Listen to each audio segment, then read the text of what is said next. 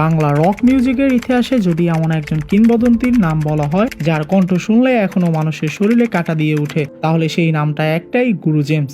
স্টেজে তিনি একজন রকস্টার, ভক্তদের কাছে তিনি গুরু, আর সঙ্গীত জগতে তিনি এক জীবন্ত ইতিহাস।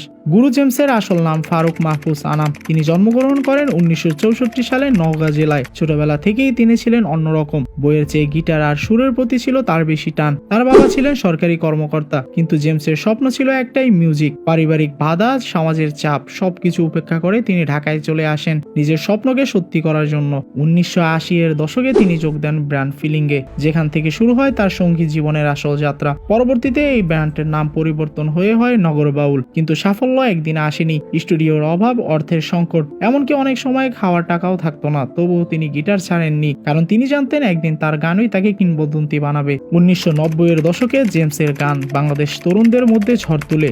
বাবা দুঃখিনী দুঃখ করো না, লেইস ফিতালেইস, এই গানগুলো শুধু গান ছিল না, ছিল এক প্রজন্মের অনুভূতি। তার কণ্ঠ ছিল কর্কশ, আবেগী আর একদম ইউনিক, যা তাকে অন্য সব শিল্পীর থেকে আলাদা করে দেয়। অনেকেই জানে না, বাংলাদেশের এই রক কিং বলিউডে নিজের জায়গা তৈরি করে নিয়েছিলেন। ভিগি ভিগি এবং চল চলে গান বলিউড মুভিতে ব্যবহার পর ভারতেও তার জনপ্রিয়তা আকাশ ছুঁয়ে যায়। একজন বাংলাদেশি রকস্টার আন্তর্জাতিক লেভেলে পৌঁছে যায়, এটা ছিল বিশাল এক অর্জন। ভক্তরা তাকে শুধু শিল্পী হিসাবে দেখে না, তারা তাকে গুরু বলে সম্মান করে, কারণ তিনি কখনো ট্রেন্ডের পিছনে দৌড়াননি, বরং নিজের স্টাইল তৈরি করেছেন। তার লাইভ পারফরমেন্স, গিটারের সুর আর রহস্যময় ব্যক্তিত্ব তাকে এক আলাদা লেভেলে নিয়ে গেছে। গুরু জেমস সবসময় মিডিয়া থেকে দূরে থাকতে পছন্দ করেন। তিনি খুব কম ইন্টারভিউ দেন আর ব্যক্তিগত জীবন নিয়ে খুব কম কথা বলেন। এই রহস্যময় স্বভাবই তাকে আরো কিংবদন্তি করে তুলেছেন।